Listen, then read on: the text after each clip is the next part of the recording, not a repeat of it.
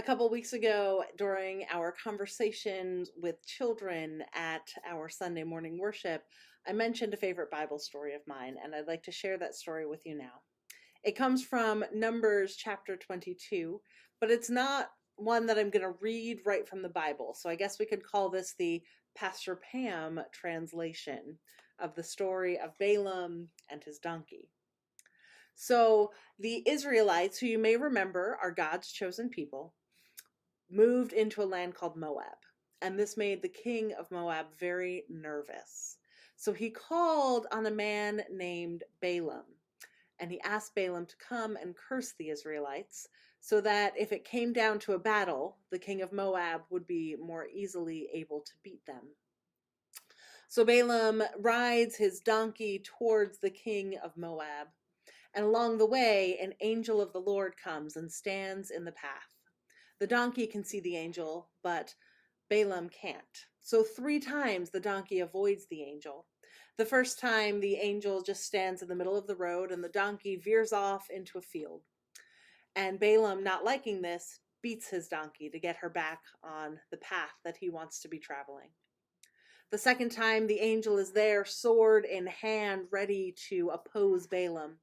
And there's a fence on either side of the road. So the donkey pushes herself and squeezes up against the fence to avoid the angel standing in the road. Balaam's foot gets caught and hurt in the process, and Balaam doesn't like that much.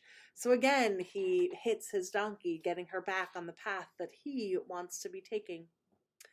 The third time the donkey sees the angel, it is standing in a very narrow part of the road.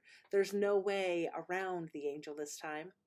So Balaam's donkey just stops and she sits down in the road. Balaam gets off of his donkey and he starts hitting her again. And the donkey, her mouth is opened and she says to Balaam, "Why are you hitting me?" Balaam tells her, "Well, you've embarrassed me. You've made a fool of me. 3 times now you have gone off the path that I need to be traveling, that I want to be traveling." The donkey says to Balaam, Why though? I'm your donkey. You have had me for such a long time. You have ridden me for most of my life. Is this something that I'm accustomed to doing?"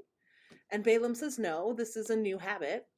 And at that point, Balaam's eyes are open and finally he can see the angel. And the angel says to Balaam, "Why are you hitting your donkey? 3 times now, your donkey has saved your life. I've been here to oppose you, to make you stop what you're doing. And by now, I would have killed you if your donkey hadn't avoided me." So Balaam falls to the ground. He worships God and he says to the angel, "I have sinned. I did not know you were here.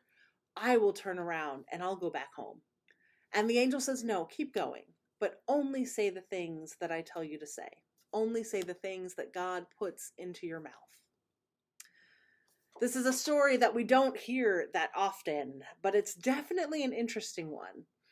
And I think it's a story that reminds us that God is always trying to communicate with us. When things aren't going the way we planned, which, let's be honest, more often than not, that's the case these days, I invite you to take a moment to look for what God is doing, look for what God is saying, because God is there and God is at work. Amen.